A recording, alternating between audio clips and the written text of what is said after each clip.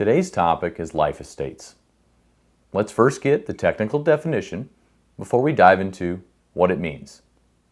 A life estate is an estate for the duration of the lifetime of one or more persons. To break it down a bit, when we're talking about an estate in the context of real estate, we mean a property, the land and buildings, as well as the rights that go along with it.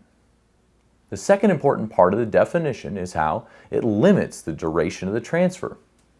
A life estate is limited to the length of a person's life. Now that person whose life is the measuring stick can be just about anyone.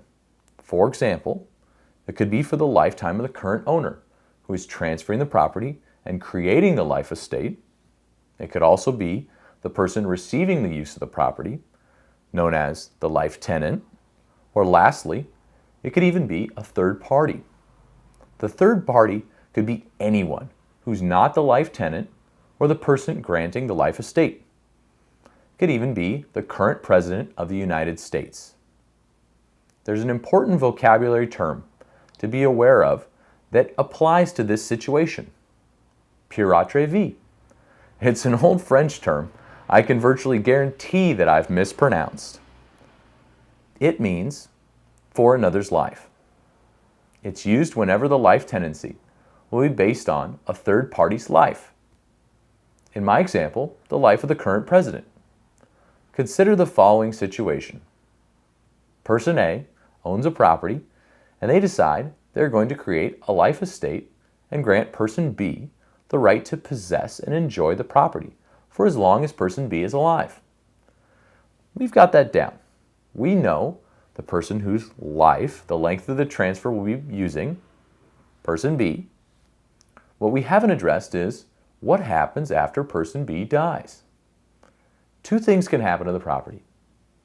It can go back to the original grantor of the life estate, person A, or it can go to another party. These two options introduce two key terms we need to know: estate in remainder and estate in reversion.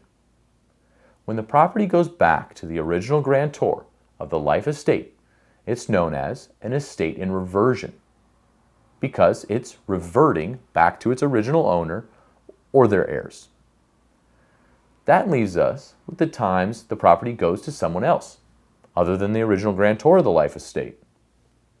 Anytime the property is transferred to anyone other than the original grantor, it's an estate in remainder.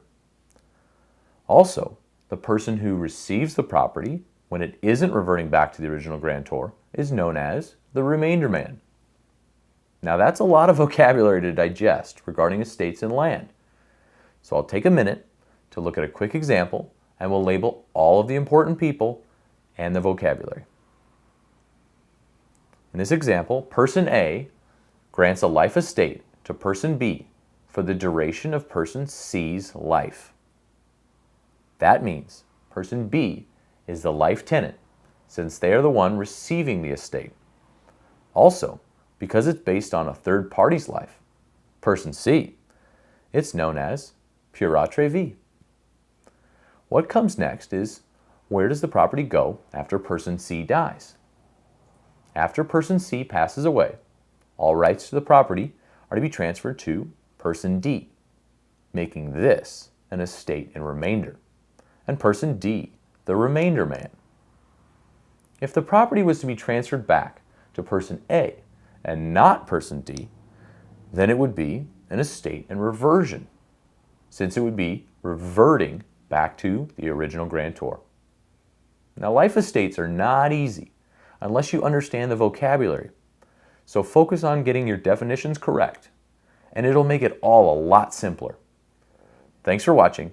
I certainly hope you learned a bit about life estates.